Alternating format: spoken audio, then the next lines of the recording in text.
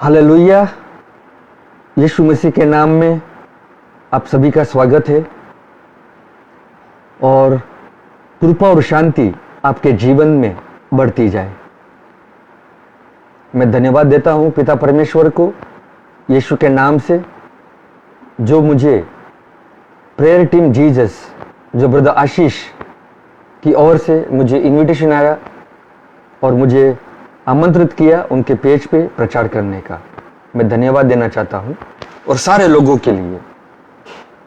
आइए एक कुछ सेकंड्स के लिए हम स्तुति करें, धन्यवाद दें। हम स्तुति उसके पराक्रमों के लिए करें। भजन संहिता 100 में लिखा है कि we praise him because of his mighty acts. तो हम स्तुति करें और हम धन्यवाद दें इसलिए कि पहले से ही प्रभु ने हमें विजय दिया है। तो आइए उसकी सारी अच्छाई के लिए, सारी भलाई के लिए हम स्तुति करें और धन्यवाद दें। और जो जीवन प्रभु ने हमें दिया है, हम उस जीवन के लिए धन्यवाद दें। हालेलुया। प्रभु, तू राजाओं का राजा है और तू प्रभुओं का प्रभु है। तेरे जैसा कोई नहीं है और ना ही कोई होगा। हम स्तुति करते, धन्यवाद देते हैं और हम आपका जय जयकार करते हैं। हम गुणगान गाते हैं कि आपने हमें अंधकार से निकालकर एक उजियाले में ले आए। प्रभु धन्यवाद, आपकी महिमा हो हमारे जीवन से और हम आपको आशीर्वाद, हम आशीषित करते हैं। धन्यवाद प्रभु आपकी सारी योजनाओं के लिए जो हमारे जीवन में भलाई और अच्छाई की ही है। आमीन। मैं एक प्रार्थना करना चाहूंगा। पिता परमेश्वर, यीशु के नाम से हम धन्यवाद देते हैं आपकी दया कृपा के लिए और आपके प्रेम के लिए जो आपने हम पर वर्षाया है। प्रभु, हमारे हृदय को खोले, हमारे कानों को खोले कि हम आपके वचन को सुन सके, समझ सके और देख सके। वचन सुनने के बाद हम वचन के अनुसार चलने वाले व्यक्ति बने। प्रभु, आपकी योजना हमारे जीवन में पूर्ण हो और इसलिए हमारा हृदय आपके वचन के लिए खुला रहे, हमारे मन के विचार बदले और हमारा जीवन सामर्थ्यवान रहे। प्रभु, पवित्र आत्मा, जो वचन आपसे आया हुआ वो हमारे आत्मिक जीवन में एक बढ़ोतरी लाएगा, एक उन्नति लाएगा और हम विश्वास में बढ़ेंगे। धन्यवाद देते हैं प्रभु आपकी योजना के लिए। यीशु के नाम में हम ये प्रार्थना करते, आमीन। आज का शीर्षक मैं लूंगा आपके सामने, the end of the world, युग का अंत। तो जब भी हम ये टर्म मतलब जब भी हम ये सुनते हैं तो प्रश्न ये होता है कि कब होगा इस युग का अंत और क्या हम वो युग का अंत में पहुंच गए हैं या नहीं। तो बहुत सारी बातें जो है प्रभु करता है। तो आज हम प्रभु के आत्मा की समझदारी से समझेंगे। तो प्लीज आप शुरू से अंत तक ये वचन सुने ताकि प्रभु आपको एक समझदारी दे। हालेलुया। और इसलिए हम वचन से पढ़ेंगे। पहला कोरिन्थियों अध्याय 15 वचन 25 पढ़ेंगे। क्योंकि जब तक कि वह अपने बैरियों को अपने पांवों तले ना ले आए तब तक उसका राज्य करना अवश्य है। मतलब ये कहते हैं यीशु मसीह जब तक अपने बैरियों को पांवों तले ना ले आए तब तक उसका राज्य करना अवश्य है। तो हम देखें कि यीशु मसीह ने अपना बैरी, जो कौन था, उसका दुश्मन शैतान था, और हम देखें कि यीशु मसीह ने दोनों चीज उस क्रूस पे लिए, पाप और मृत्यु। जब दोनों लिए तो उसका बैरी मतलब जो उसका दुश्मन था, यीशु ने ऑलरेडी अपने पांव तले ले लिए हैं और वो तब तक राज करेगा, तब तक एक अंतिम बेरी जो नेक्स्ट वचन में लिखा है, तब तक वो राज करेगा, तब तक कि वो अंतिम बेरी हमारे पांव तले ना आ जाए। यीशु मसीह के पांव तले है दोनों, पाप और मृत्यु। लेकिन जो अधिकार और सामर्थ कलीसिया को दिया है, क्या वो पाप और मृत्यु हमारे पांव के नीचे है या नहीं है। तो हम देखेंगे वचन 26 पढ़ेंगे। सबसे अंतिम बेरी जो नाश किया जाएगा वह मृत्यु है। सबसे अंतिम बेरी कौन है? The last enemy is to be conquered is death. मतलब सबसे अंतिम बेरी कौन है? हमारा दुश्मन कौन है? मृत्यु। तो जब तक मृत्यु नाश ना हो तब तक युग का अंत नहीं आ सकता। और इसलिए लोग कहीं ना कहीं कुछ कुछ सालों में कुछ चीजें वो बोलते हैं कि जैसे कुछ सालों पहले कुछ बोलते रहेंगे कि अभी इस युग का अंत हो जाएगा, कहीं ना कहीं से वो कुछ सुनते हैं। अभी आज की मतलब तारीख में हम देखते हैं कि कोरोना से लोगों को मृत्यु आ रही है। तो क्या मृत्यु के ऊपर जय प्राप्त हुई है? नहीं है। तो कोरोना अंत नहीं है, इसलिए हमें डरना नहीं है। और कलेशिया के लिए एक बहुत ही मतलब समझने वाली बात है, क्योंकि 24 वाला वचन पढ़ेंगे, इसके बाद अंत होगा, उस समय का वो सारी प्रधानता, वो सारा अधिकार और सामर्थ का अंत करके राज्य को परमेश्वर पिता के हाथ में सौंप देगा। जरा सा हम स्लो जाएंगे। इसके बाद अंत होगा, किसके बाद मतलब किसका अंत होगा? उस मृत्यु का अंत होगा। The end, it will be the we can say there cometh the end means the day of death, मतलब उस मृत्यु के दिन का अंत होगा, उस समय का अंत होगा। कौन सा समय का अंत? जो मृत्यु का दिन है। तो हम देखें कि मैं ज्यादा डीप में नहीं जाऊंगा, लेकिन एक शॉर्ट में बताता हूं। मृत्यु का दिन कब से शुरू हुआ? आदम से, क्योंकि आदम ने जब फल खाया तब वो मर गया। तो मृत्यु का दिन आदम से शुरू हुआ, लेकिन मसीह से जीवन का दिन शुरू होता है। और इसलिए हम मसीह ने दोनों चीजों के ऊपर जय प्राप्त किया है। लेकिन कलेशिया ने अभी तक दोनों चीजों के ऊपर जय प्राप्त नहीं किया है। और इसलिए वो अंतिम बेरी कौन है? मृत्यु है। जो लास्ट एनिमी है हमारा, वो है मृत्यु। उसके ऊपर जब जय प्राप्त करेंगे तब युग का अंत होता है। लेकिन हम देखें, जब इस युग का अंत होता है, मतलब उस समय का अंत होता है जहां मृत्यु का अंत होना अनिवार्य है। हालेलुया। मतलब जब तक मृत्यु का अंत नहीं होता तब तक यीशु मसीह कहते हैं वचन 25 में, क्योंकि जब तक कि वह अपने बेरियों को अपने पांव तले न ले आए तब तक उसका राज्य करना अवश्य है।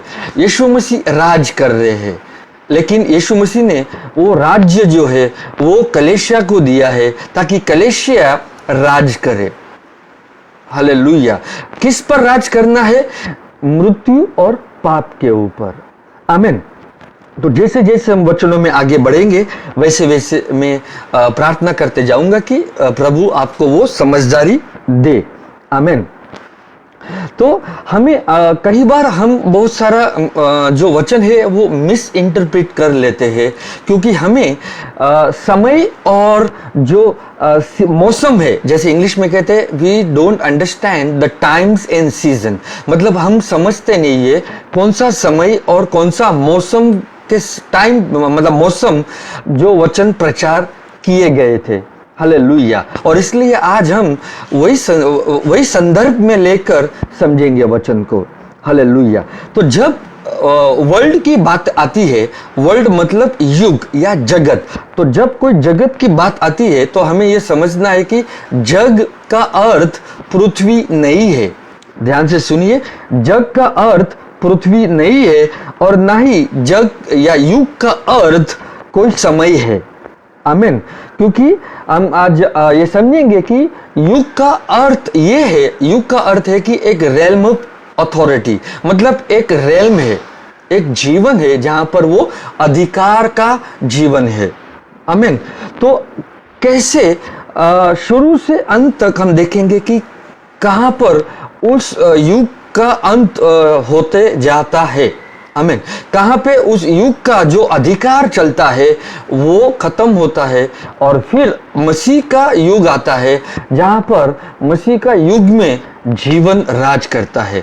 हालेलुया। इसके लिए मसीह आने के बाद उसने उस क्रूस पे मृत्यु और पाप के ऊपर जो जय प्राप्त किया है और हम मसीह में रहकर जीवन का दिन शुरू होता है।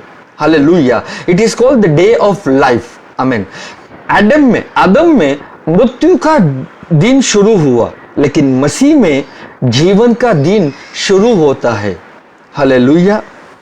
मैं फिर से कहूंगा, world is not earth and world does not refers to time, but world refers to the realm of authority. Hallelujah. युग का अर्थ भूमि नहीं है, इसके लिए कई बार लोग मिक्सअप हो जाते हैं। युग का अर्थ हम समझेंगे, युग का अर्थ है कि it's a realm of authority. तो दूसरा पत्रस में जाएंगे, दूसरा पत्रस में जाएंगे, अध्याय 3,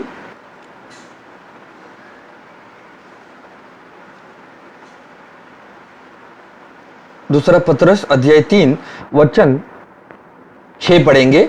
इन्हीं के द्वारा उस युग का जगत जल में डूबकर नाश हो गया। तो अभी यहां पर हम उस वचन को समझेंगे कि पत्रस कौन से युग का बात करता है।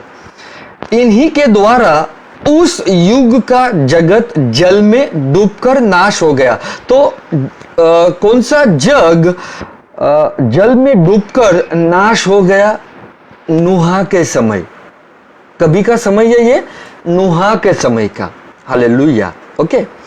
वचन 7, पर वर्तमान काल के आकाश और पृथ्वी उसी वचन के द्वारा इसलिए रखे हैं कि जलाए जाए, और वह भक्तिहीन मनुष्यों के न्याय और नाश होने के दिन तक ऐसे ही रखे रहेंगे।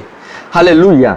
तो जब हम इस वचन को समझेंगे कि वो एक वचन 6 में कि जो जल का युग था या जगत था वो नाश हुआ, कब? आदम के बाद वाला, जो आदम से शुरू हुआ और नूहा के समय में परमेश्वर ने उस जग का क्या किया? नाश किया। हालेलुया। लेकिन अभी वचन 7, पर वर्तमान काल, कौन सा?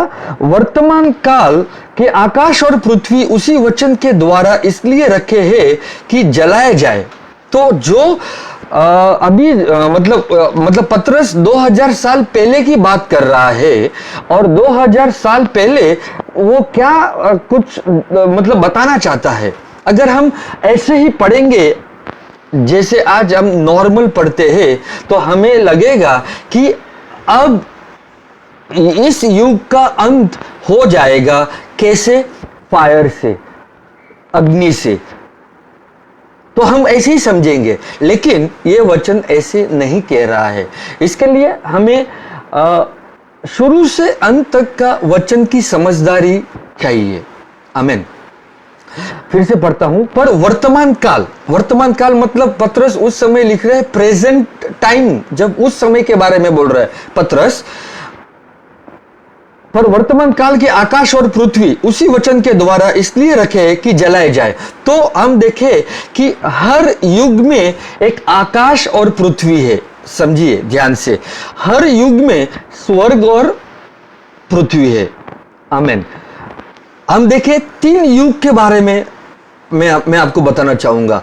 पहला युग जो जल से नाश हुआ, जो स्वर्ग और पृथ्वी था।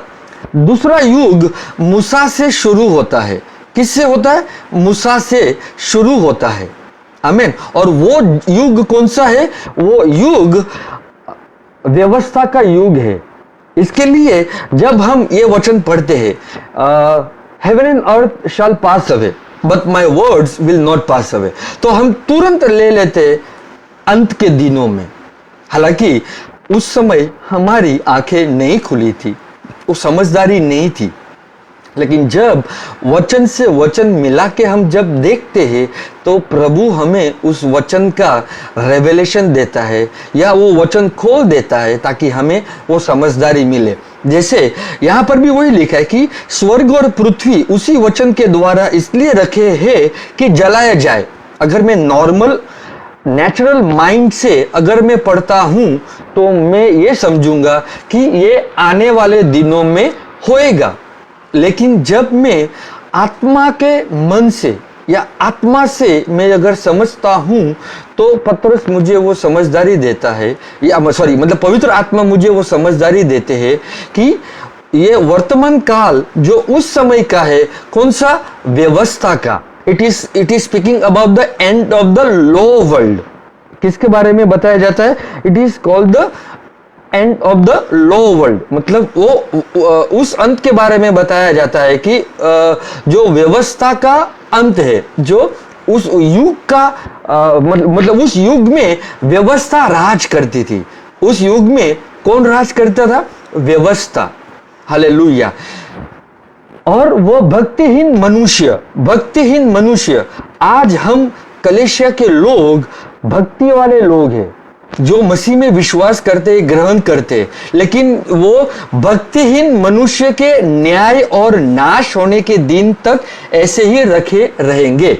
हालेलुया। तो हम देखें कि ये जो वचन 7 जो बताया जाता है, वो व्यवस्था का अंत के बारे में बताया जाता है, जो स्वर्ग और पृथ्वी का राज मतलब जो व्यवस्था उस स्वर्ग और पृथ्वी में राज करती थी। हालेलुया। इसके लिए मैंने बताया 3 युग। पहला युग आदम से नूह तक का है, जहां पर फ्लड आकर वो युग नाश करता है, क्योंकि हर एक युग में स्वर्ग और पृथ्वी है। फिर आती है दूसरा युग, जहां पर स्वर्ग और पृथ्वी है, जहां पर मूसा का व्यवस्था शुरू होता है। हालेलुया। और तीसरा युग जो है, वहां पर मसीह का युग आता है, और वहां पर ना तो उस युग का कभी भी नाश नहीं है, क्योंकि वो युग कलीसिया का युग है। तो हम देखेंगे, उस वचन में जाएंगे। एफिसियों का अध्याय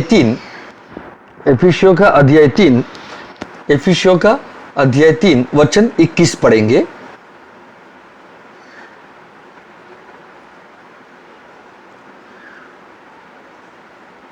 एफिसियों अध्याय 3 वचन 21 पढ़ेंगे। कलीसिया में और मसीह यीशु में उसकी महिमा पीढ़ी से पीढ़ी तक युगानुयुग होती रहे। आमेन। जब इंग्लिश में पढ़ते हैं, so it is a world without end, glory be to Jesus Christ, जो that means glory be in Christ Jesus, and it is end the world without end. Amen. तो जब मसीह आया, और मसीह आने के बाद उस क्रूस पे मरकर जब वो जी उठता है, तो उसने दोनों के ऊपर जय प्राप्त किया, पाप और मृत्यु के ऊपर।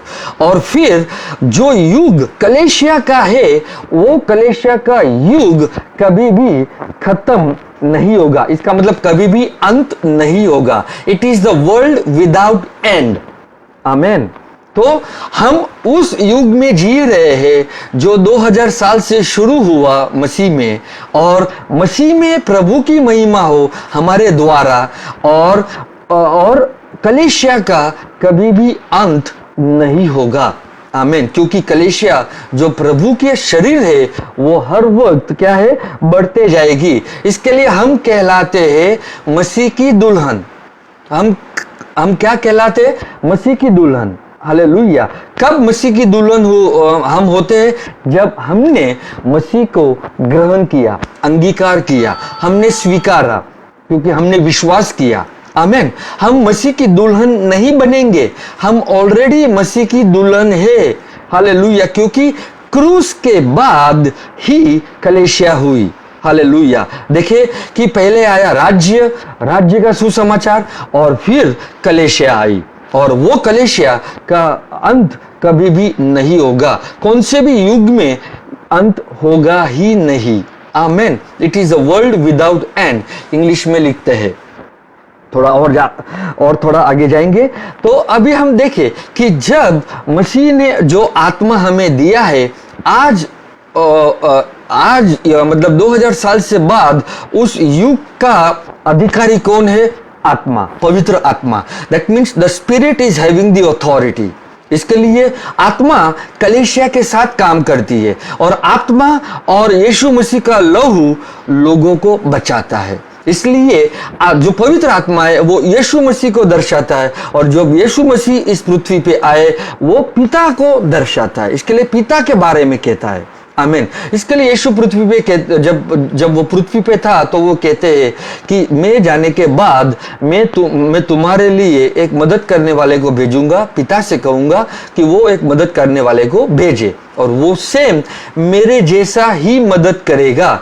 जैसे मैं इस पृथ्वी पे हूं वैसे वो भी पृथ्वी पे है। इसके लिए परमेश्वर का आत्मा इस पृथ्वी पे है और वो काम कर रहा है कलीसिया के साथ, और जहां पर कलीसिया जाए वहां पर परमेश्वर का आत्मा और यीशु मसीह का लहू के द्वारा लोगों को वो उद्धार दे रहा है, वो जीवन दे रहा है। इसके लिए एफिसियों का जो वचन है वो हमें ध्यान से मतलब समझना है कि उस युग में कलीसिया में और यीशु मसीह में और मसीह यीशु में उसकी महिमा पीढ़ी से पीढ़ी, मतलब पीढ़ी से पीढ़ी, आपके वंश से दूसरे वंश, दूसरे वंश से तीसरे वंश, या पीढ़ी से पीढ़ी तक युगानुयुग होती रहे, मतलब वो कभी भी अंत नहीं होगा।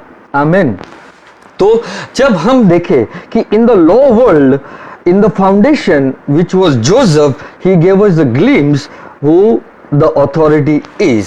तो हम देखें, अभी हम जरा व्यवस्था के बारे में देखेंगे कि जब व्यवस्था का युग था तो किस प्रकार याकूब का नाम बदलकर इज़राइल रखा, और जब मतलब परमेश्वर ऑलरेडी याकूब के द्वारा कुछ मतलब करना चाहता था, इसके लिए परमेश्वर ने ऑलरेडी याकूब का नाम बदलकर क्या रखा, इज़राइल। और जब जोसेफ को हम देखते हैं कि in the law world, in the foundation, मतलब जो नींव मतलब परमेश्वर ने रखी थी वो इज़राइल में, वो यूसुफ के द्वारा कुछ तो भी एक मतलब झलक दिखाई, कुछ तो झलक दिखाई। देखे हम वो झलक क्या दिखाई कि वो अधिकारी कौन होंगे। तो हम देखें कि मैं वहां पर नहीं जाऊंगा। उत्पत्ति 37 में जब जोसेफ को एक ड्रीम आती है और जब वो ड्रीम कहता है अपने भाइयों को, तो उसके भाई उससे नफरत करते हैं। और फिर जब दूसरा मतलब जब एक दूसरी ड्रीम आती है, मतलब स्वप्न आता है, तब उस स्वप्न में उसे दिखाया जाता है कि सूरज, चांद और तारे भी तेरे आगे झुकेंगे। हालेलुया। तो हम देखें कि कैसे वचन से वचन मिलाकर हम समझेंगे कि सूरज, चांद और तारे, हालांकि जब मतलब परमेश्वर यूसुफ को ये दिखाता है, एक झलक दिखाता है, तो वो इज़राइल के बारे में कहता है। हालेलुया। क्योंकि आगे आने वाले दिनों में ये सब कुछ इज़राइल है। कौन है? सूरज, चांद, तारे, सब मतलब इज़राइल को दर्शाता है।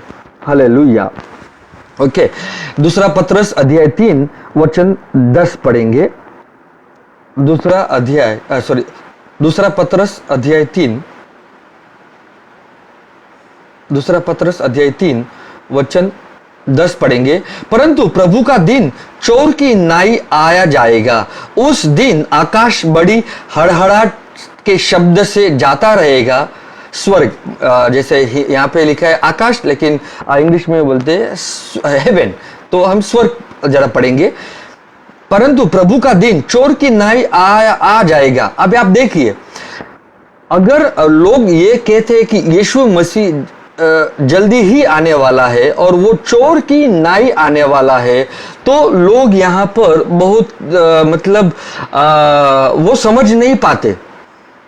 तो हमें कुछ मतलब समझना है। जब यहाँ पर वचन में कहते हैं कि परंतु प्रभु का दिन चोर की नाई आ जाएगा, आज कलेशिया में प्रभु का दिन वो चोर की नाई क्यों आएगा? क्योंकि हम उजियाले के हैं और हम उजियाले में जीने चाहिए। चोर की नाई मतलब प्रभु उन लोगों के लिए बात कर रहा है जो यहूदी लोग थे, जो इजरायली लोग थे। तो मतलब प्रभु का दिन चोर की नाई वो उन लोगों के लिए आता है जहां पर वो प्रभु मतलब पतरस बोलता है कि आकाश बड़ी हड़हड़ाहट के शब्द से जाता रहेगा। मतलब जो स्वर्ग है उस समय का मतलब प्रभु के शब्द से क्या करेगा, वो जाता रहेगा और तत्व बहुत ही तप्त होकर पिघल जाएंगे और पृथ्वी और उस पर के काम जल जाएंगे। हालेलुया। तो वो उस समय के बारे में बात करता है जब हम देखें speaking about the law world, मतलब वो व्यवस्था का युग के बारे में वो बताता है। हालेलुया। जैसे मैंने कहा हर एक युग में स्वर्ग और पृथ्वी है, तो जब व्यवस्था आई उस समय व्यवस्था अधिकार में था। हालेलुया। लेकिन मसीह आने के बाद और मसीह ने जब आत्मा दिया तो वो आत्मा आज अधिकार में है। आमीन। लेकिन हम थोड़ा स्लो भी जाएंगे ताकि हमें वचन का ज्ञान मिले। आमीन।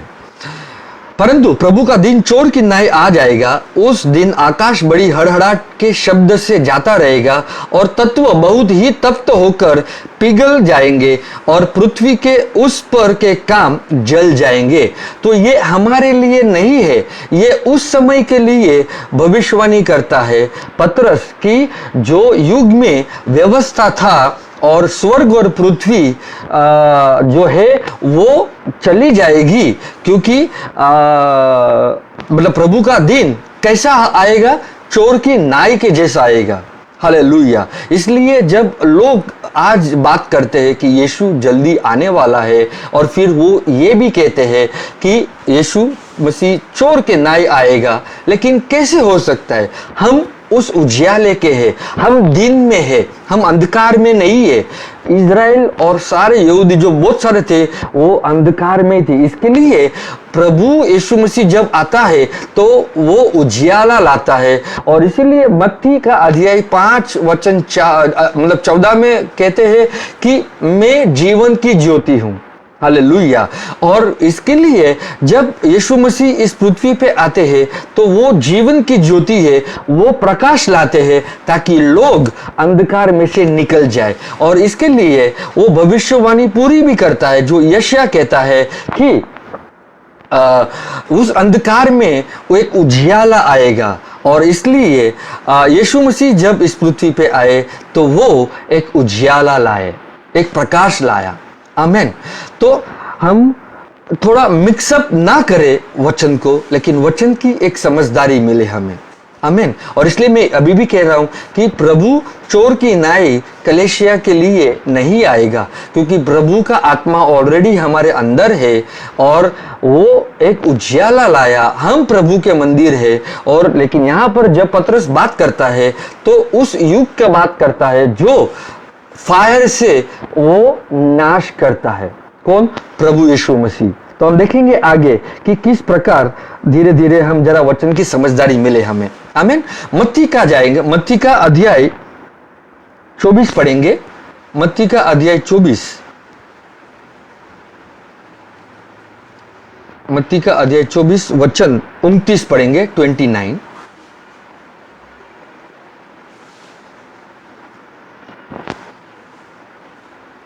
उन दिनों के क्लेश के बाद तुरंत सूर्य अंधियारा हो जाएगा और चांद का प्रकाश जाता रहेगा और तारे आकाश से गिर पड़ेंगे और आकाश की शक्तियां हिलाई जाएंगी। तो जब हम ये जब वचन जब ऐसे नॉर्मल पढ़ेंगे तो हम नेचुरल माइंड से समझेंगे कि सचमुच अंधियारा हो जाएगा, सचमुच सूरज की रोशनी बंद हो जाएगी, चांद का प्रकाश जाता रहेगा और तारे आकाश से गिर पड़ेंगे। लेकिन हम यूसुफ का जो ड्रीम था वो भूल जाते हैं। यूसुफ को ड्रीम क्या दिया गया था? सूरज, चांद, तारे, और वो सब मतलब दर्शाता है इज़राइल को। और यहाँ पर यीशु मसीह ऑलरेडी भविष्यवाणी करते हैं इज़राइल के बारे में, यरूशलेम मंदिर के बारे में। हालेलुया।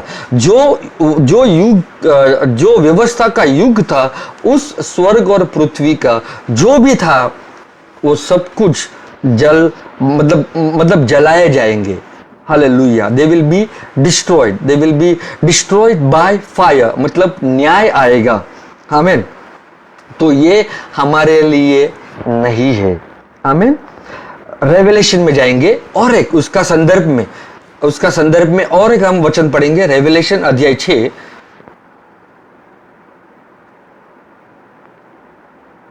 प्रकाशित वाक्य अध्याय 6 वचन 12 पढ़ेंगे। और जब उसने छठवीं मोहर खोली, तो जब बाइबल बताती है जब उसने छठवीं मोहर खोली, खोलेगे नहीं लेकिन ऑलरेडी खोली। इंग्लिश बाइबल में एक ट्रांसलेशन में बताया जाता है कि when the lamb open its sixth seal, तो लैम्ब का अर्थ है मेमना, और मेमना का अर्थ हम समझेंगे उस क्रूस पे यीशु मसीह का मरना। हालेलुया। और जब उसने छठवीं मोहर खोली तो मैंने देखा कि एक बड़ा भूईडोल हुआ और सूर्य कंबल की नाई काला और पूरा चंद्रमा लोहू का सा हो गया। That means the sun became dark, the moon will become blood. Okay, वचन 13। और आकाश के तारे पृथ्वी पर ऐसे गिर पड़े जैसे बड़ी आंधी से हिलकर अंजीर के पेड़ में से कच्चे फल झड़ते हैं। हालेलुया। तो यहां पर हम जरा मतलब वचन को समझेंगे, वचन 13 को। और आकाश के तारे पृथ्वी पर ऐसे गिर पड़े जैसे बड़ी आंधी से हिलकर अंजीर के पेड़ में से कच्चे फल झड़ते हैं। तो जब ये वचन ऑलरेडी हम जब पढ़ते हैं तो ये पूरा हुआ वचन है, क्योंकि ये सब कुछ जब यीशु मसीह भविष्यवाणी करते हैं मत्ती 24 में, तो ये यरूशलेम मंदिर का नाश होने का ये भविष्यवाणी करते हैं। और उस समय के जो व्यवस्था का जो युग था, उस समय वो स्वर्ग और पृथ्वी का नाश होगा। कैसे? फायर से। और उस समय का जो सूर्य जो मतलब सूर्य भी क्या हो जाएगा? काला हो जाएगा, और चंद्र जो है वो लहू में हो जाएगा, और आकाश के तारे पृथ्वी से गिर पड़ेंगे। हालेलुया। तो हमें ये समझ मिलती है कि जो इज़राइल को कहा गया था सूरज, चांद और तारे, वो सारे के सारे क्या हो गए? जड़ गए। आमीन। और जब यहाँ पर एक वचन 13 में जब पढ़ते कि और आकाश के तारे पृथ्वी पर ऐसे गिर पड़े जैसे बड़ी आंधी से हिलकर अंजीर के पेड़ में से कच्चे फल झड़ते हैं। ओह, अंजीर के पेड़ में से कच्चे फल झड़ते हैं। तो अंजीर के पेड़ किसको कहा गया है? जब हम देखें यीशु मसीह को भूख लगा मार्कुस 11 में, तो यीशु मसीह ने अंजीर के पेड़ को श्राप दिया। अंजीर के पेड़ को क्या दिया? श्राप दिया। तो अंजीर का पेड़ का अर्थ है कि it is the religious system of the world. मैं फिर से कहूंगा, अंजीर के पेड़ का अर्थ है it is the religious system of the world.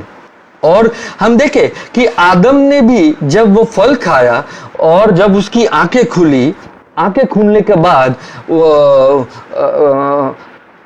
उन्होंने मतलब उनको ये महसूस हुआ कि वे नग्न है, और फिर उसने अंजीर के पेड़ के पत्ते सीकर अपने वस्त्र को बनाया और उसने पहना। उसने भी पहना और हवा ने भी पहना। ओके, तो कुछ अंजीर के पेड़ को कुछ बातें दर्शाती है। तो अंजीर के पेड़ का अर्थ है कि it is called the religious system, मतलब धर्म का संसार। किसका संसार? उस धर्म का संसार। It is the religious system of the world. Amen. और यहां पे हम देखते हैं कि अंजीर के पेड़ में से कच्चे फल झड़ते हैं। तो वो फल हम देखें, फरूशी, सदुकी, ये सब उस सिस्टम के क्या थे? लोग थे। उस धर्म मतलब उस धर्म के लोग थे जो प्रभु यीशु मसीह ये भविष्यवाणी करता है कि ये भी जड़ जाएंगे। और इसलिए अंजीर खाना गलत बात नहीं है। ओके, बहुत सारे लोग यरूशलेम में जाकर अंजीर खाते हैं, तो इसका मतलब ये नहीं कि वो सिस्टम आपके अंदर आता है। नहीं, प्रभु कुछ सिंबॉलिक लैंग्वेज में, मतलब कुछ चिन्ह भाषा में वो हमें बताते हैं। इसके लिए यीशु मसीह अंजीर के पेड़ को क्या करते, श्राप देते हैं।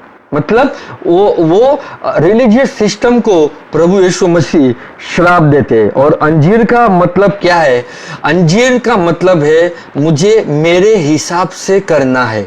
आई want to do it my way, I will do it my way. फिग जैसे हिंदी इंग्लिश में कहते हैं, फिग means I will do it my way. इसके लिए आदम और हवा भी उन्होंने अपने मतलब अपने हिसाब से किया और अंजीर के पेड़ के पत्ते को लेकर जो सिया मतलब कपड़े बनाया और उन्होंने पहन लिया। लेकिन परमेश्वर ने उसको वो अंजीर के जो पेड़ के पत्ते से जो मतलब कपड़े बनाए थे वो रिजेक्ट किए। लेकिन मतलब परमेश्वर ने एक जानवर को मारकर उनका चमड़ा एक कपड़े के रूप में आदम और हवा को दिया। हालेलुया। तो परमेश्वर, इसलिए यीशु मसीह ने उस सिस्टम को रिजेक्ट किया। हालेलुया। तो हमें यह समझना जरूरी है कि आत्मा की बातें, we have to understand the spiritual language. इसके लिए मैं थोड़ा वचन से वचन मिलाकर आपको ये समझाना मतलब समझाता हूं। हालेलुया। और जब बाइबल कोई युग का अंत के बारे में जब बात करती है तो वो उस युग का अंत के बारे में बात करती है जो यीशु मसीह उस वक्त पृथ्वी पे आए थे और उस समय व्यवस्था जो राज कर रहा था। इसलिए बाइबल बताती है गलाती 3:13 में कि मसीह ने हमें व्यवस्था के श्रापों से मुक्त किया है। क्यों? क्योंकि व्यवस्था से श्राप ही आता था, आशीष नहीं आता था। और इसलिए आज लोग व्यवस्था में जाते हैं।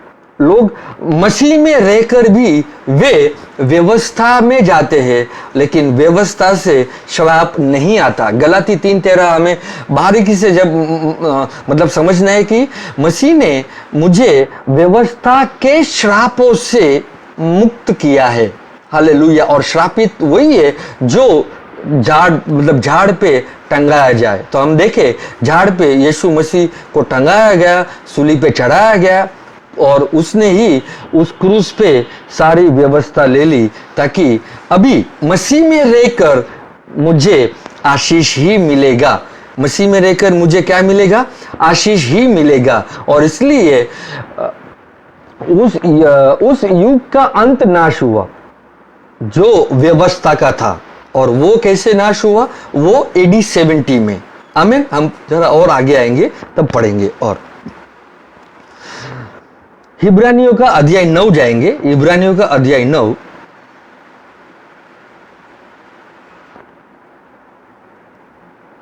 इब्रानियों का अध्याय 9 वचन 26।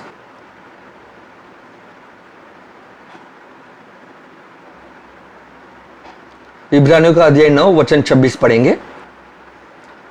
नहीं तो जगत की उत्पत्ति से लेकर उसको बार बार दुख उठाना पड़ता, पर अब युग के अंत में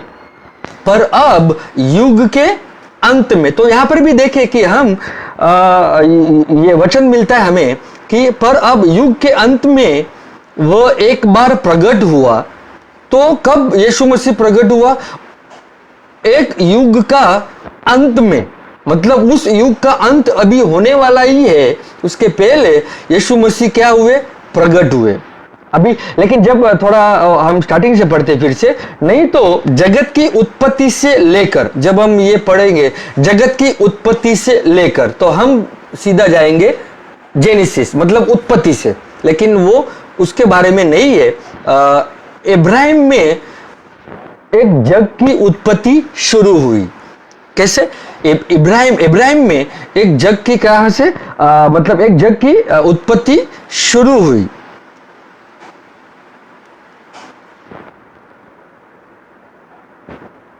नहीं तो जगत की उत्पत्ति से लेकर उसको बार बार दुख उठाना पड़ता, पर अब युग के अंत में वह एक बार प्रकट हुआ है, ताकि अपने ही बलिदान के द्वारा पाप को दूर कर दे, अपने ही बलिदान के द्वारा पाप को क्या करे, दूर कर दे।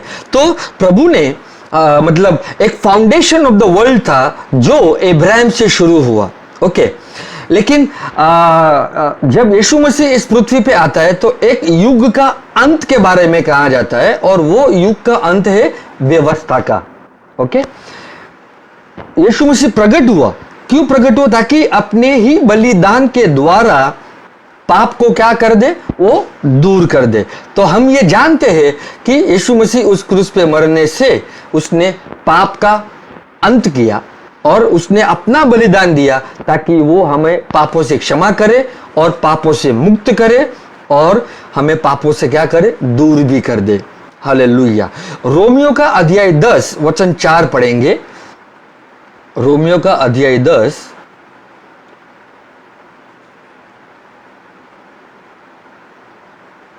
वचन 4, क्योंकि हर एक विश्वास करने वाले के लिए धार्मिकता के निमित्त मसीह व्यवस्था का अंत है। Christ is the end of the law, Christ is the end of the law. Hallelujah. तो मसीह व्यवस्था का क्या है, अंत है धार्मिकता के लिए। तो इन शॉर्ट, व्यवस्था से मुझे धार्मिकता नहीं मिल सकती क्योंकि मैं सारी व्यवस्था का पालन नहीं कर सकता, और इसलिए मसीह व्यवस्था का क्या है, अंत है, ताकि मुझे धार्मिकता मिल सके। और मुझे धार्मिकता कहां से मिली है, यीशु मसीह से। और इसके लिए यीशु मसीह में विश्वास करने से, भरोसा रखने से मुझे धार्मिकता मिली है। आमीन। और इसके लिए बाइबल बताती है कि मसीह व्यवस्था का अंत है। लेकिन दुख की बात हमें मतलब ये होती है कि कितने सारे लोग अभी भी व्यवस्था में जाते या व्यवस्था में है। हालेलुया। और लेकिन हमें व्यवस्था से बाहर निकलना है। एक आज कलीसिया को एक इसकी भी समझदारी होनी चाहिए, क्योंकि ओल्ड टेस्टामेंट से न्यू टेस्टामेंट जो डिवाइडिंग लाइन है वो व्यवस्था और आत्मा का है। और व्यवस्था और आत्मा कैसे प्रभु भविष्यवाणी करता है ओल्ड टेस्टामेंट में, लेकिन सब कुछ मसीह को दर्शाता है। बाइबल बताती है कि व्यवस्था, भजन संहिता और नबी सब कुछ मसीह को दर्शाता है, लेकिन मसीह आने के बाद व्यवस्था का अंत है। आमीन। और इसलिए हमें व्यवस्था में नहीं जाना चाहिए। लेकिन जब हम यीशु मसीह में विश्वास करते हैं, then we become the daughters of Zion. We become what? The daughters of Zion. Hallelujah. हम विश्वासु जो है, हम बन जाते हैं डॉटर्स ऑफ जायन, मतलब हम सियों की बेटी कहलाते हैं। आमीन। मसीह के लोग सियों की बेटी कहलाते हैं। लेकिन जो विश्वास नहीं किए, वो जनरेशन कौन सा था? एक दुष्ट जनरेशन था, एक विकेड जनरेशन था। सो अनबिलीवर्स आर विकेड जनरेशन। और हम लोग देखे कि जब यीशु मसीह इस पृथ्वी पे थे तो कुछ लोग विश्वास किए, लेकिन बहुत सारे लोग विश्वास नहीं किए।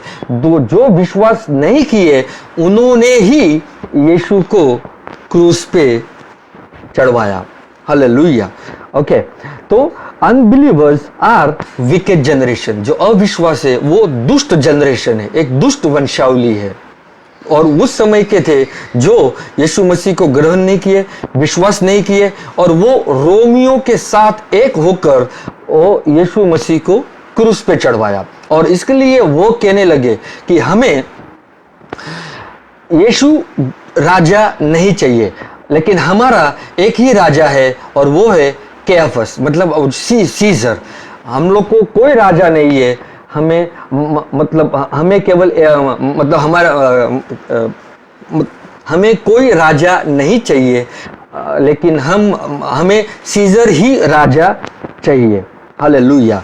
और आगे पढ़ते हैं कि यहूदी लोग ही, जो इज़राइल के जो लोग थे, वही लोग अपने ऊपर ही मतलब उनके ऊपर ही सब कुछ लाया।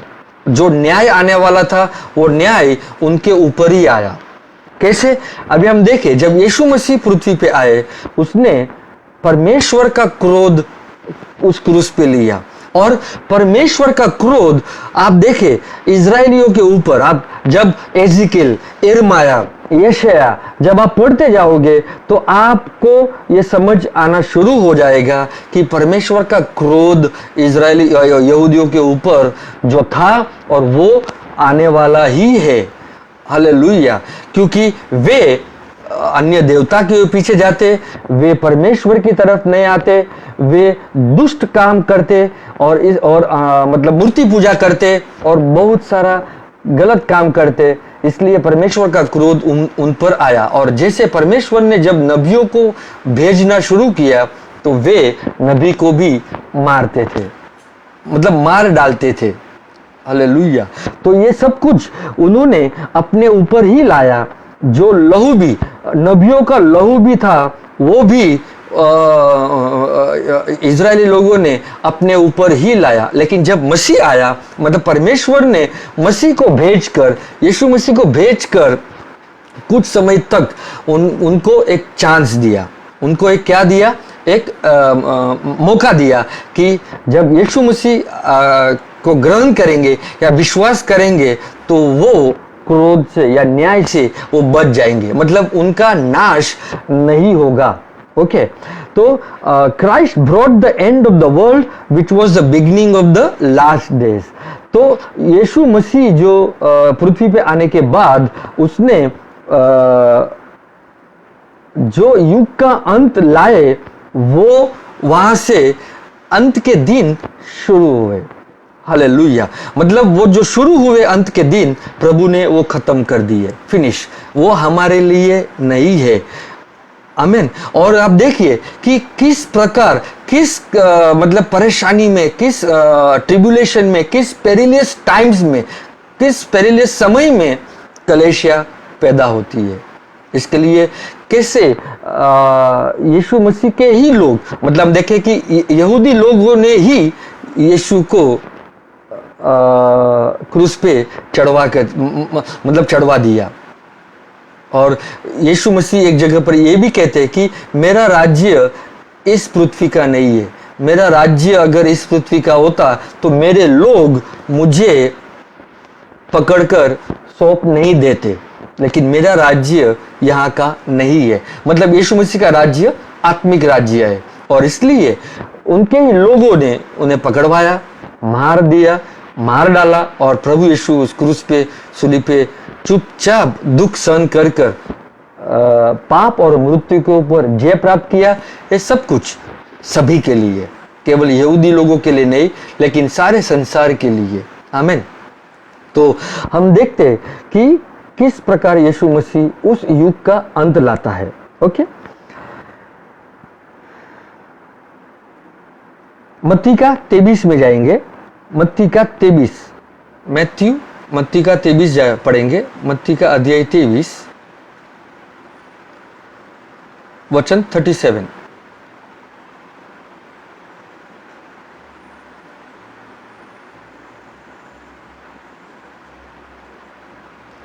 हे यरूशलेम, हे यरूशलेम, तू जो भविष्य वक्ताओं को मार डालता है और जो तेरे पास भेजे गए उन्हें पत्थरवाह करता है, कितनी ही बार मैंने चाहा कि जैसे मुर्गी अपने बच्चों को अपने पंख के नीचे इकट्ठा करती है, वैसे ही मैं भी तेरे बालकों को इकट्ठा कर लूं, परंतु तुमने ना चाहा। तो देखिए, यीशु मसीह लास्ट में मंदिर में से जब वो बाहर निकला, एक मिनट, जब यीशु मसीह मंदिर को छोड़े तब लास्ट टाइम प्रभु ये कहते हैं कि हे यरूशलेम, हे यरूशलेम, तू जो भविष्य वक्ताओं को मार डालता है। इसके लिए मैंने इसके पहले जब कहा कि यहूदी लोग, इजरायली लोगों ने ही अपने ऊपर ही न्याय लाए। यीशु मसीह ने उस क्रूस पर मतलब परमेश्वर ने यीशु मसीह को भेजकर मतलब इंटरवीन किया कि जो नाश इजराइल का होने वाला था मंदिर के द्वारा, वो मतलब लोग बच जाए। लेकिन फिर भी मसीह को उन्होंने ग्रहण नहीं किया और मसीह को क्रूस पे मार डाला। हालेलुया। तो हम देखें कैसे यीशु मसीह जब पृथ्वी पे थे तब वो कहते हैं कि हे यरूशलेम, तू जो भविष्य वक्ताओं को मार डालता है। तो किसने मारा मतलब किसने मारा भविष्य वक्ताओं को? यरूशलेम वालों, यहूदी लोगों ने।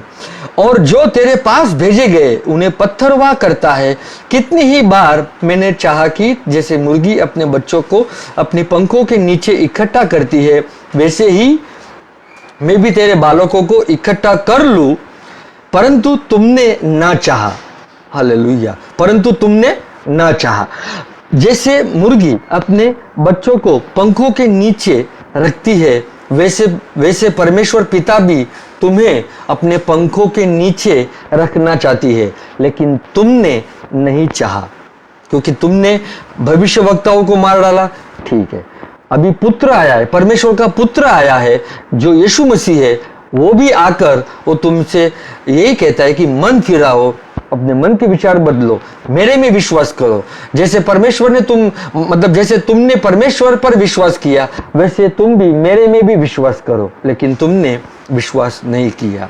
और जो एक राजा कहकर आया, राज्य लेकर आया, लेकिन तुमने उस राजा को ग्रहण नहीं किया। लेकिन तुमने कहा हमें यीशु राजा नहीं चाहिए, लेकिन हमें सीजर राजा चाहिए। We have no other king, only Caesar. Hallelujah.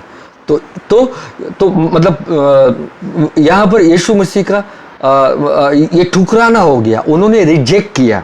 और सेम लैंग्वेज मतलब सेम वचन लूक का 13-14 में भी लिखा है, वहां पर मैं नहीं जाऊंगा, लेकिन आप पढ़ना। और यहाँ पर जब यीशु मसीह कहते इसके बारे में वचन 38, देखो तुम्हारा घर तुम्हारे लिए उजाड़ छोड़ा जाता है। मतलब ये जो घर है वो उजड़ जाएगा। जो यीशु मसीह भविष्यवाणी करता है कि तुम्हारा घर जो है वो क्या हो जाएगा, वो उजड़ जाएगा। तो यहाँ पर यीशु मसीह शुरू करते हैं मत्ती 24 में, 23 खत्म होने के बाद 24 में यीशु मसीह शुरू करते हैं कि अभी they were on the projection of total destruction. मतलब वो दर्शाते हैं कि अभी उनका नाश होना अनिवार्य है। मतलब 100% टोटल डिस्ट्रक्शन आएगा, क्योंकि यीशु मसीह ऑलरेडी बोलते हैं। वचन 38 में देखिए क्या बोला, देखो तुम्हारा घर तुम्हारे लिए उजाड़ छोड़ा जाता है। मतलब ये घर जो है यरूशलेम, वो अभी क्या होगा, वो उजड़ जाएगा, वो उद्ध्वस्त हो जाएगा, वो नाश हो जाएगा। हालेलुया।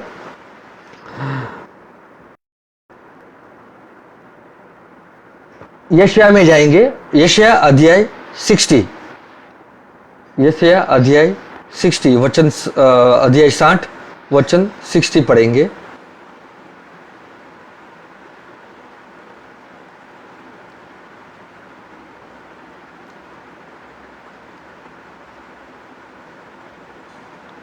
वचन 60 अध्याय 60 वचन 1 और 2 पढ़ेंगे। उठ प्रकाश मन हो। जैसे कि मैंने पहले भी कहा, जब यीशु मसीह आए तो वो प्रकाश लाया, और इसलिए यहां पर है कि उठ प्रकाश मन हो क्योंकि तेरा प्रकाश आ गया है। इसके लिए यीशु कहता है मैं ज्योति ज्योति हूं।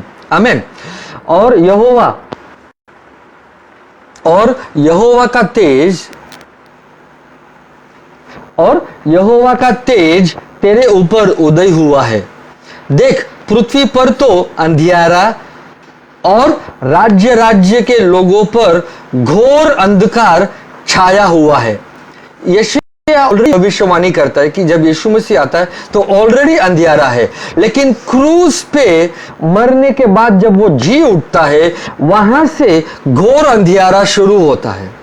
ध्यान से सुनिए, ये एक रेवलेशन के जरिए है, आपको रेवलेशन मिलेगा। ओके, उठ प्रकाश मन हो क्योंकि तेरा प्रकाश आ गया है। ये कब की बात है? यीशु मसीह जब आ गए तो बोलता है उठ प्रकाश मन हो क्योंकि तेरा प्रकाश आ गया है और यहोवा का तेज तेरे ऊपर उदय हुआ है। तो यीशु मसीह परमेश्वर का क्या है? तेज है। आमीन। यीशु मसीह परमेश्वर का कौन है? तेज है। देख पृथ्वी पर तो अंधियारा और राज्य राज्य के लोगों पर घोर अंधकार छाया हुआ है, परंतु तेरे ऊपर यहोवा उदय होगा और उसका तेज तुझ पर प्रकट होगा। आमीन। तो जब यीशु मसीह आते पृथ्वी पर तो ऑलरेडी मतलब अंधकार है, लेकिन वो उजियाला लाता है। और जहां पर भी जाते हैं तो वो उजियाला फैलाता है और अंधकार उजियाले के ऊपर कभी भी प्रभाव नहीं हो सकता। आमीन। लेकिन जब घोर अंधकार की बात आती है तो वो घोर अंधकार कब शुरू होता है? घोर अंधकार क्रूस पे से शुरू होता है और वो खत्म कहां पर होता है? AD 70 में। कौन से सालों में? 70वीं सालों में। तो इतिहास गवाह है कि 70वीं सालों में क्या हुआ। ओके, लेकिन यीशु मसीह जब क्रूस पे कहते हैं कि सब कुछ खत्म हो गया है, तो क्रूस पे प्रभु ने अपना काम जो था वो खत्म किया, लेकिन एक चीज शुरू हुआ और वो है जो घोर अंधकार जो था वो वो शुरू होता है लेकिन खत्म AD 70 में होता है। और इसके लिए रेवलेशन में बताया जाता है कि जब सब जैसे कि हमने पहले भी पढ़ा रेवलेशन में, जब प्रभु मतलब छठवां सील खोलता है तो कैसे सूरज अपना रोशनी, दैट मीन्स मतलब अंधकार हो जाता है, चांद मतलब लहू जैसा हो जाता है और स्वर्ग से तारे गिर पड़ते हैं। हालेलुया। तो वो कौन है? वो इज़राइल ही है। किसके बारे में कहा जाता है? वो इज़राइल के बारे में ही कहा जाता है। और इसलिए AD 70 में यरूशलेम मंदिर का नाश हुआ। इसके लिए ये बहुत सारे लोगों को ये इतिहास पता नहीं है और इसलिए हमें भी पता नहीं था, लेकिन प्रभु ने जब आंखें खोली, इतिहास पढ़ा, तो उसमें प्रभु हमको एक समझदारी देता है कि ये हमारे बारे में बात नहीं करता। आमीन। क्योंकि वो उस युग के बारे में बात करता है जो व्यवस्था का युग है, उसका अंत होना जरूरी है। इसके लिए जब यीशु मसीह उस क्रूस पे मरते हैं, यीशु मसीह जब उस क्रूस पे मरते हैं, मरने के बाद जब जी उठते हैं, जब वो उस क्रूस पे मरते हैं, तब मंदिर का जो पर्दा है वो फट जाता है। मंदिर का पर्दा क्या हो जाता है? वो फट जाता है ऊपर से नीचे तक। लेकिन उसके बाद भी वो मंदिर का जो पर्दा था उन लोगों ने सिया वापस मतलब जोड़ दिया और जो जानवरों का बलिदान देते थे वो कंटिन्यूस करते थे, क्योंकि मंदिर के वजह से। किसके वजह से? यरूशलेम मंदिर के वजह से, क्योंकि मंदिर में जानवरों का बलिदान दिया जाता था और यहूदियों को मतलब यहूदियों के लिए मंदिर बोले तो वो जीवन है, क्योंकि परमेश्वर ने बातें की है। और वहां पर जो चीज रखी थी, आर्क ऑफ द कवनेंट, जो मतलब 2 टैबलेट ऑफ स्टोन्स लिखे थे, the arenes road that budded, वो जो था, और फिर जीवन की रोटी वो जो थी, वो सब दर्शाती है प्रभु यीशु मसीह को। आमीन। तो और लेकिन जब वो जो पर्दा फट गया तो देखा वहां पर कुछ भी नहीं है। और फिर ये लोग जो इजरायली लोग थे वो जानवरों का बलिदान देते थे। इसके लिए जो घोर अंधियारा शुरू हुआ क्रूस के बाद से, वो खत्म होता है AD मतलब 70वें साल में, जहां पर मतलब यीशु मसीह उस मंदिर का क्या करता है? न्याय करता है, नाश करता है। हालेलुया। तो इसलिए हमें समझना बहुत ही जरूरी है। जरा और वचन में आगे जाएंगे, जब हम देखते हैं कि प्रभु दो तरफ, एक है एक इंसान जो मरता है और वहां पर वो रोता है, जैसे लाजर के समय यीशु मसीह रोता है, और यरूशलेम के समय यीशु मसीह किस प्रकार कहता है कि ये यरूशलेम यरूशलेम, मैंने कितना ये कोशिश किया, मतलब मैं कितना तुमसे ये करना चाहा कि जैसे मुर्गी अपने बच्चों को अपने पंखों के नीचे रखती है, वैसे मैं भी तुम्हें अपने पंखों के नीचे रखना चाहता हूं, लेकिन तुम नहीं चाहते थे। तो ये प्रभु यीशु की 2 बार हम देखते हैं कि एक बार यीशु रोता है और दूसरी बार यीशु मंदिर जब छोड़ता है तब यरूशलेम को वो कहता है कि जो यरूशलेम के लोग हैं उसका नाश होने वाला है AD 70वीं साल में। आमीन।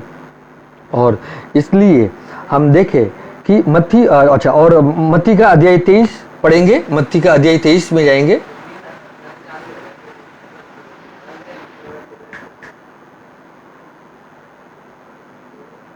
मत्ती का अध्याय 23 वचन 33 पढ़ेंगे। हे सापो, हे करेतों के बच्चों, तुम नरक के दंड से क्यों कर बचोगे? इसलिए देखो, मैं तुम्हारे पास भविष्य वक्ताओं को और बुद्धिमानों को और शास्त्रियों को भेजता हूं, और तुम उनमें से कितनों को मार डालोगे और क्रूस पर चढ़ाओगे, और कितनों को अपनी सभाओं में कोड़े मारोगे, और एक नगर से दूसरे नगर में खदेड़ते फिरोगे। तो ये हमारे लिए नहीं है, ये यीशु मसीह उनको कहता है कि हे सांप के बच्चों। किसको कहता है? जो एक जनरेशन था, जो एक दुष्ट वंशावली थी, वो उस समय के थे, जो फरूशी सदुकी ये जो थे, जो धर्म के लोग थे, वो उनको कहता है कि कैसे तुमको उसका मतलब तुम्हारे ऊपर वो न्याय आएगा, क्योंकि तुमने मतलब मसीह को नहीं ग्रहण किया, और जो लहू नबियों के थे वो सब कुछ वो तुम्हारे ऊपर आएगा। हालेलुया। तो आगे जाएंगे और वचन में, वचन 35, जिसे धर्मी हाबिल से लेकर बरीकिया के पुत्र जकारिया तक, जिसे तुमने मंदिर और वेदी के बीच में मार डाला था, जितने धर्मियों को लहू पृथ्वी पर बहाया गया है, वह सब तुम्हारे सिर पर पड़ेगा। हालेलुया। तो देखिए कि किस प्रकार यीशु मसीह ऑलरेडी उन पर भविष्यवाणी करता है कि जो हाबिल से लेकर जकारिया के पुत्र मतलब बिरकिया के पुत्र जकारिया तक सारा का जो लहू बहाया है, वो सारा तुम पर आएगा। कौन? सांप के बच्चों, फरूशी सदुकी, ये सब शास्त्री जो उस समय के लोग थे, उनके ऊपर, और जो बहुत सारे यहूदी लोग जो यीशु मसीह में विश्वास नहीं किए। आमीन। तो बहुत ही दुख की बात होती है जब हम ये देखते हैं कि कितना हृदय उनका कठोर था, कि जब यीशु मसीह आने के बाद भी उन्होंने उसे ग्रहण नहीं किया। यूहन्ना 1 में लिखा है, वो अपनों के पास आया लेकिन अपनों ने उसे ग्रहण नहीं किया, लेकिन जितनों ने यीशु को ग्रहण किया, उतनों को परमेश्वर की संतान बनने का क्या दिया? अधिकार दिया। हालेलुया। धन्यवाद देते हैं प्रभु को कि हमने यीशु मसीह को ग्रहण किया, अपनाया, और आज हम ये कह सकते हैं कि हम परमेश्वर के बच्चे हैं। तो देखिए कि यीशु मसीह जब क्रूस मतलब यीशु मसीह क्रूस पे जाते हैं, तो उसने पाप का प्याला पिया। यीशु मसीह ने कौन सा मतलब प्याला पिया? पाप का प्याला पिया। लेकिन ये इजरायली लोगों ने कौन सा प्याला पिया? पर नबियों के लहू का। मैं इंग्लिश में बोलूंगा, Jesus went to the cross and drink the cup of sin. जब यीशु मसीह क्रूस पे गए तो उन्होंने पाप का प्याला पिया। लेकिन दे कौन? इजरायली लोगों ने कौन सा मतलब they drink the cup of the blood of all the profits. तो जो फरूसी सदुकी, जो यीशु मसीह को नकारे, जो लोग इसमें जो भागीदार थे, वो वे सभी ने कौन सा प्याला पिया? नबियों के लहू का प्याला पिया। और वो कब हुआ? वो AD 70 में। इसके लिए AD 70 समझना बहुत ही जरूरी है। ओके, रेवलेशन में जाएंगे, रेवलेशन में जाएंगे अध्याय 17, रेवलेशन अध्याय 17 वचन 6 पढ़ेंगे। और मैंने उस स्त्री को पवित्र लोगों के लहू और यीशु के गवाहों के लहू पीने से मतवाली देखा, और उसे देखकर मैं चकित हो गया। हालांकि हम देखें कि यहाँ पे एक स्त्री का जिक्र होता है, तो कलेशिया को भी स्त्री कहा गया है, और यरूशलेम को भी स्त्री कहा गया है। और हम देखें, और मैंने उस स्त्री को पवित्र लोगों के लहू और यीशु के गवाहों के लहू पीने से मतवाली देखा। ओके, उसने पवित्र लोगों के लहू, तो हम देखें कि नबी जो थे वो भी पवित्र थे परमेश्वर की ओर से, और यीशु के गवाह हो, तो यीशु के गवाह कौन थे? जो उसमें विश्वास करते थे, गवाही देते थे, उन सारों का लहू पीने से मतवाली देखा। तो ये सारे लोगों का लहू किसने पिया? यरूशलेम ने। इसके लिए यीशु मसीह, जैसे हमने पढ़ा मत्ती 23 में, हे यरूशलेम यरूशलेम, तुमने नबियों को मार डाला, और सारा न्याय जो था, हालांकि यीशु मसीह बीच में आकर इंटरवीन किया ताकि जो न्याय पर, मतलब जो परमेश्वर का क्रोध उन पर आने वाला था वो अपने ऊपर ले सका, लेकिन यीशु मसीह वो शरीर में आए थे और इसलिए उसने शरीर में आकर सारे संसार का पाप ले लिया। लेकिन यहाँ पर हम देखें कि जो यरूशलेम थे, इजरायली लोग थे, वे जो नबियों को मार डाला, जो यीशु के गवाहों को भी मार डाले, उनका लहू उन पर आया, और फिर वो न्याय जो है यीशु मसीह ने AD 70 में आकर किया। और इसके लिए जो टर्म्स यूज होती है सन ऑफ मैन, वो समझना जरूरी है। इसके लिए सन ऑफ मैन के बारे में जब कहा जाता है, मतलब मनुष्य का पुत्र के बारे में जब कहा जाता है, तो वो AD 70 के बारे में कहते हैं कि जब मनुष्य का पुत्र न्याय करेगा, और वो AD 70 के बारे में बताया जाता है कि यरूशलेम मंदिर का नाश हुआ और वो मनुष्य का पुत्र ने न्याय लाया। आमीन। क्योंकि मनुष्य का पुत्र और द लॉर्ड ऑफ ग्लोरी, मतलब महिमा का प्रभु, ये दोनों का अर्थ अलग है। आमीन। मत्ती का 24:3 पढ़ेंगे। मत्ती का अध्याय 24, मैं थोड़ा ही समय लूंगा। मत्ती का अध्याय 24,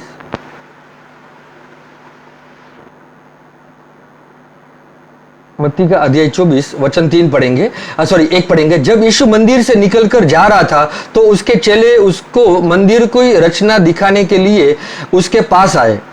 उसने, दूसरा वचन, उसने उनसे कहा, क्या तुम यह सब नहीं देखते? मैं तुमसे सच कहता हूं, यहाँ पत्थर पर पत्थर भी न छूटेगा जो ढाया ना जाएगा। और जब वह जैतून पहाड़ पर बैठा था तो चेलों ने अलग उसके पास आकर, प्राइवेटली अलग पास आकर कहा, हमसे कहे कि ये बातें कब होगी और तेरे आने का और जगत के अंत का क्या चिन्ह होगा।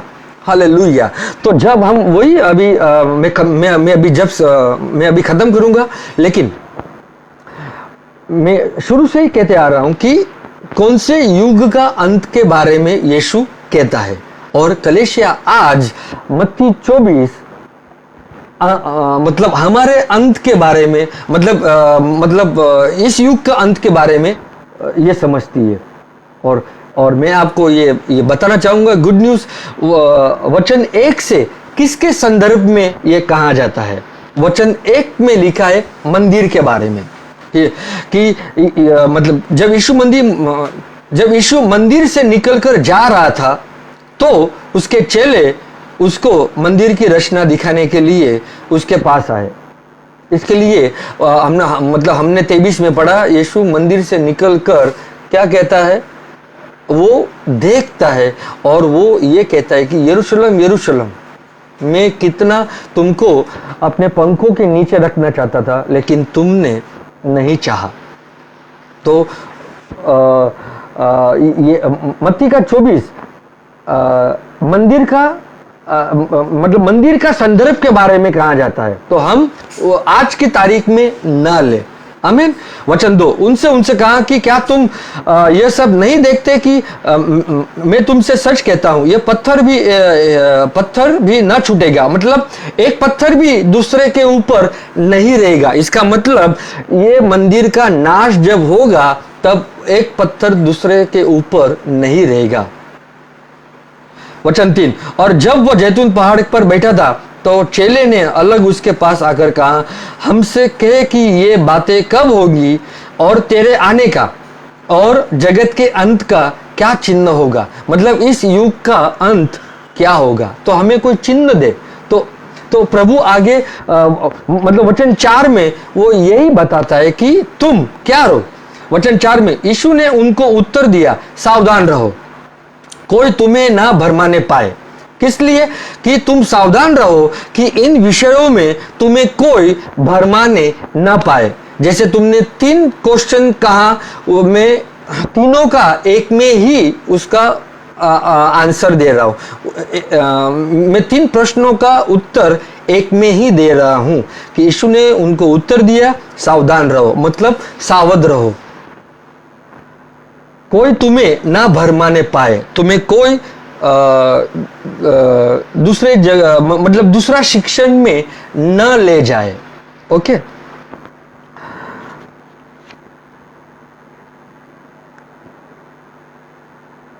मत्ती का हम अभी अध्याय 24 वचन 6 पढ़ेंगे, 6 पढ़ेंगे।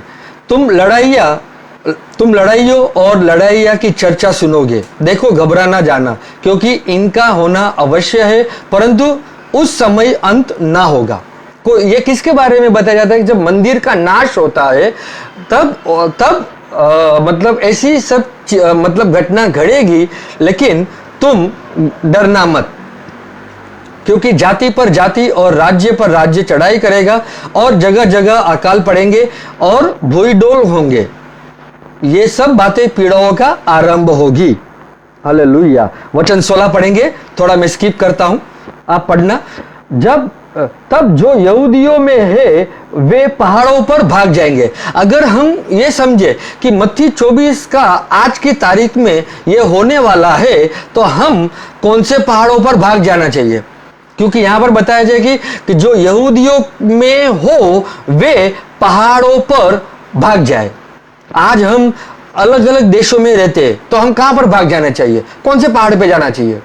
तो ये हमारे लिए नहीं है। ओके, वचन 17, जो कोठे पर हो वह अपने घर में से सामान लेने को ना उतरे, और जो खेत में हो वो अपना कपड़ा लेने को पीछे ना लौटे। क्योंकि ये उन लोगों के लिए प्रभु बोलते जो ऑलरेडी मसीह में थे, जिन्होंने मसीह को ग्रहण किया है, और जो कहते हैं कि डॉटर्स ऑफ जायन है, मतलब प्रभु ने उन लोगों को कहा ताकि वे बच जाए। जो मसीह लोग हैं वे बच जाए, और वैसे ही हुआ। क्योंकि जब यरूशलेम मंदिर का नाश होने वाला था, परमेश्वर ने जो कहा था, मतलब जो यीशु ने कहा था कि यहूदियों के में हो वे पहाड़ों पर भाग जाए, क्योंकि प्रभु ने ऑलरेडी बोला कि तुम यरूशलेम में, मतलब इन शॉर्ट, तुम यरूशलेम में मत रहो, क्योंकि मंदिर का नाश होने वाला है। हालेलुया। और इसलिए वचन उसी का 27 पढ़ेंगे, 27 में लेता हूं। क्योंकि जैसे बिजली पर्वत से निकलकर पश्चिम तक चमकती जाती है, वैसा ही मनुष्य के पुत्र का भी आना होगा। तो ये जैसे कि मैंने कहा, मनुष्य का पुत्र का आना का अर्थ यह है कि न्याय होना। क्योंकि मनुष्य के पुत्र को किसने नकारा? यहूदी लोगों ने, लेकिन हमने तो प्रभु को स्वीकारा है, तो ये हमारे लिए नहीं है। ओके, वैसे ही मनुष्य के पुत्र का भी आना होगा। क्योंकि जैसे बिजली पर्वत से निकलकर पश्चिम में चमकती है, जैसे लाइटनिंग होती है पूर्व से पश्चिम में, वैसे ही मनुष्य के पुत्र का भी आना होगा। मतलब AD 70 में मनुष्य का पुत्र, जैसे रेवलेशन 1 में भी लिखा है कि वो बादलों के ऊपर आकर जिन लोगों ने उनको उस क्रूस पे लटकाया या पियर्स किया, वो देखेंगे और उनका नाश होगा। हालेलुया। तो ये बातें जो है वो हमारे लिए बिल्कुल नई है, और हमें ये हम इस युग में रहते हैं, हम कलेशिया के युग में रहते हैं, और ये युग का अंत कभी भी नहीं होगा। आमीन। तो रेवलेशन अध्याय 6 में पढ़ता हूं। रेवलेशन अध्याय 6, प्रकाशित वाक्य अध्याय 6 वचन 15 पढ़ता हूं। और पृथ्वी के राजा और प्रधान और सरदार और धनवान और सामर्थी लोग और हर एक दास और हर एक स्वतंत्र पहाड़ों की खोहों में और चट्टानों में जा छिपे। हालेलुया। जैसे मैंने कहा, परमेश्वर ने अपने लोगों को बचाने का हर युग में उपाय किया है, वैसे भी मतलब उस समय किया तो वो आज भी करता है। हालेलुया, आमीन।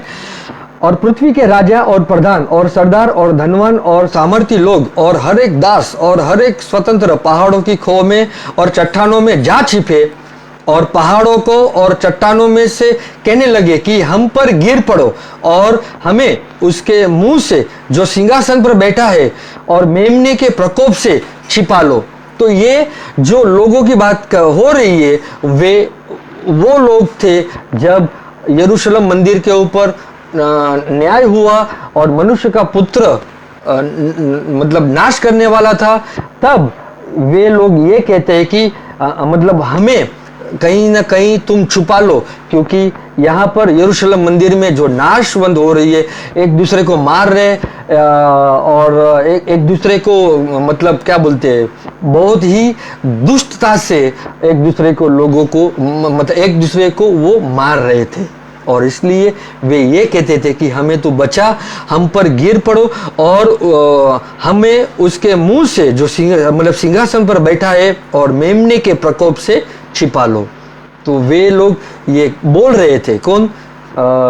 इजरायली लोग। लेकिन जैसे मैंने पहले कहा, परमेश्वर ने अपने लोगों को हर वंश में बचाता है। और यीशु ने जब कहा कि जब तुम यहूदियों में हो तो उस पहाड़ पे चले जाओ, मतलब तुम यरूशलेम में मत आओ। तुम अगर खेतों में हो तो तुम मतलब वापस ना आओ, घर में ना आओ। और प्रभु का कहने का अर्थ है कि अगर तुम यरूशलेम से बाहर हो तो बाहर ही रहो, क्योंकि वहां पर मैं तुम्हें बचाऊंगा। अगर यरूशलेम में रहोगे तो मैं बचा नहीं पाऊंगा। और परमेश्वर ने मसीह लोगों को सबको बचाया जो मसीह में विश्वास करते थे। आमीन। तो लास्ट वचन लूंगा मैं,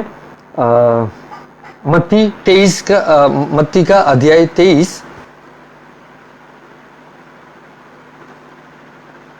मत्ती का अध्याय 23 वचन 36 पढ़ेंगे। 36, मैं तुमसे सच कहता हूं, ये सब बातें इस समय के लोगों पर आ पड़ेगी।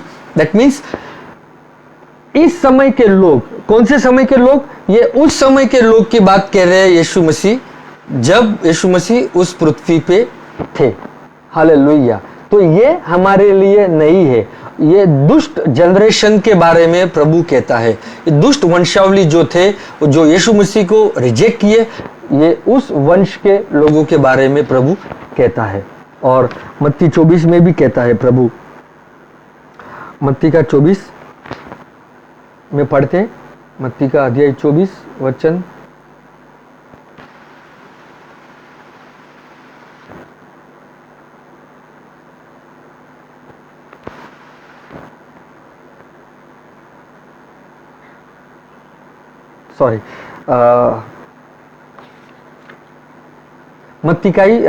23 में ही लिखा है कि जो उस समय का वंश है उस पर सब कुछ आएगा। हालेलुया। तो वो हमारे लिए नहीं है। आमीन। तो हम कलेशिया है, हम इस युग के, कलेशिया के युग के लोग हैं। तो उस तो कलेशिया के युग के लोगों का अंत कभी भी नहीं होगा। आमीन। तो जैसे कि मैंने कहा, हर एक युग में स्वर्ग और पृथ्वी है, और जब यीशु मसीह आता है तो यीशु मसीह उस युग के बारे में कहता है जो व्यवस्था के लोग हैं। आमीन।